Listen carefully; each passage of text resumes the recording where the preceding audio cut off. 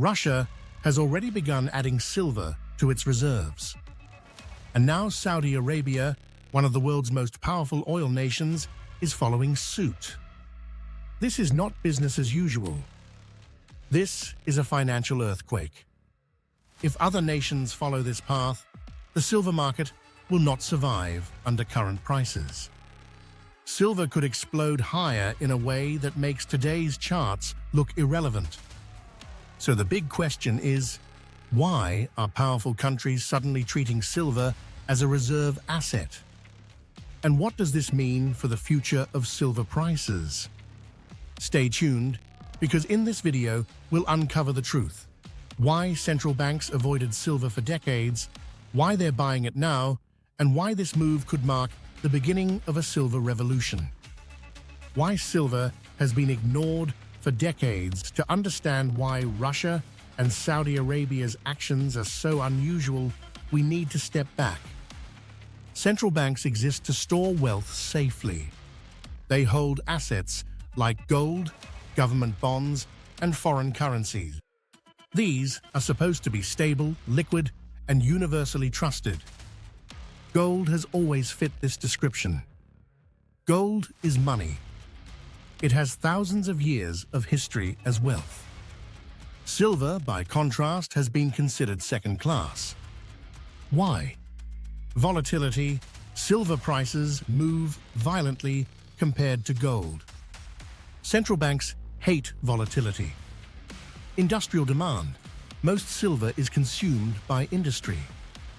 Unlike gold, much of it is used up in electronics, solar panels, and other products. Market size. The silver market is tiny compared to gold. It's not seen as liquid enough for nations holding hundreds of billions in reserves. Because of these reasons, central banks worldwide held virtually no silver. Gold was their fortress. Silver was ignored. But now, something has changed. Russia's silver play. In May, Russia shocked analysts by quietly adding silver to its reserves. This marked a major break from tradition. Why would Russia do this? There are three big reasons. Sanctions pressure. Cut off from Western financial systems, Russia relies more heavily on hard assets. Gold is in high demand globally, making it harder to buy. Silver is a cheaper, overlooked alternative. Diversification. Relying on gold alone is risky. Adding silver spreads that risk. Strategic resource. Silver is more than money. It's essential for technology, defense, and the energy transition. Russia knows controlling silver today could mean controlling industries tomorrow. This was the first domino. Analysts realized, if Russia is treating silver as a reserve asset, who's next? Saudi Arabia joins in. And then came the bombshell. Saudi Arabia also began adding silver to its reserves. This is enormous. For decades, Saudi Arabia used oil money to buy gold. Gold was their shield. Now, for the first time, they are stacking both gold and silver. Why would they do this? Gold shortages. Central banks everywhere are hoarding gold. Prices are climbing. Supplies are tight. Silver is the natural alternative. Future demand. Silver is essential for solar panels, EVs, and green technology. Saudi Arabia is positioning itself for the post-oil economy. Strategic hedge. By holding both metals, Saudi Arabia secures wealth in two pillars instead of one. When Saudi Arabia makes a financial move, other oil-rich nations often copy it. That's what makes this so significant. Why now? Why are these moves happening in 2025? Why not 10 or 20 years ago? Here's why. Record gold buying. Central banks bought more gold in the past 2 years than at any time in modern history. Gold demand is outstripping supply. Industrial explosion in silver. The green energy revolution is consuming silver at record levels. Solar panels alone could use a quarter of all mined silver within a decade. Geopolitical realignment. Nations are de-dollarizing. They're looking for hard assets outside the Western system. Silver suddenly fits that role. Cheap relative to gold. Historically, gold trades around 15 times the price of silver. Today, it's 87 to 1. Silver is massively undervalued. Manipulation breaking down. For years, paper contracts suppressed silver prices. But central banks demand physical metal. Paper games won't cut it anymore. These forces combined make silver irresistible for nations that want real wealth insurance. The supply crisis, here's the problem. Silver supply can't simply expand. Unlike gold, most silver is mined as a byproduct of copper, lead, and zinc. That means production doesn't increase just because silver demand rises.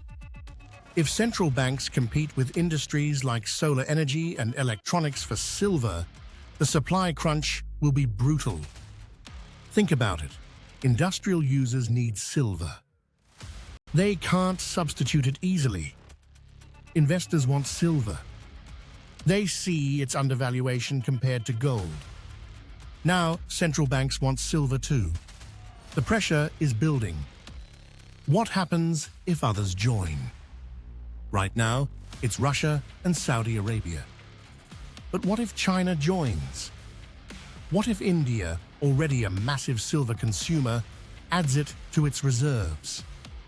What if smaller nations, priced out of gold, turn to silver as a cheaper alternative? The silver market is tiny compared to gold. Even modest central bank buying could send silver prices vertical. We could see silver leap from 38 to 60 an ounce in a flash. And once the psychological barrier breaks, $150 silver is not impossible. This is why the moves of Russia and Saudi Arabia matter. They're not just buying metal.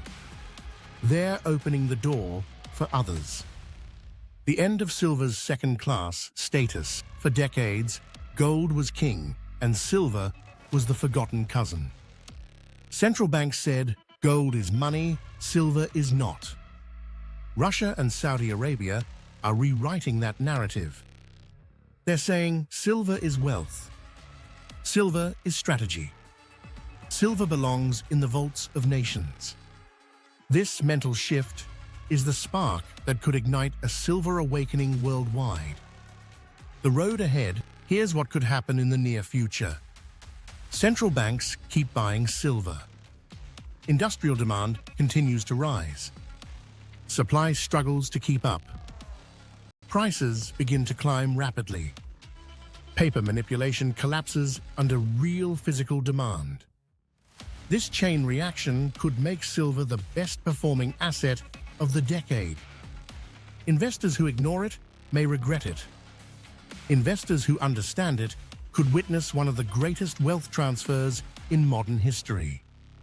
Russia and Saudi Arabia have made history. For the first time in modern memory, nations are treating silver not just as a commodity, but as a reserve asset. This is not normal. This is not small. This is the beginning of a potential silver revolution. And if others follow, the silver market will never be the same. If this helped you see things differently, drop a comment and I will answer your questions. Subscribe for more honest finance content, and remember, smart money doesn't sit. It moves.